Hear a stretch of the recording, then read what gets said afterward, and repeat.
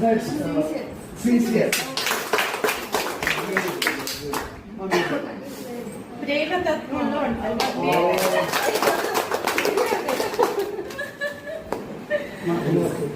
అందరూ కావాలనుకుంటారు. అంటే తన చుట్టూ ఎప్పుడు అందరినీ కోరుకుంటూ ఉంటారు. అసలు అక్కడ సైదాబాద్ కాలనీలో ఉంటాడు.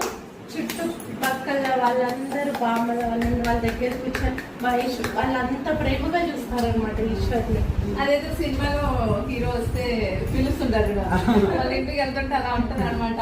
ఈశ్వర్ అన్న, బాబు ఈశ్వరు, మనోడ ఈశ్వర, అందరికి ఏ చిన్న కాలనీ మొత్తము ఈశ్వర్ ఈశ్వర్ అని వచ్చేస్తారు. Good receiving. Best qualities.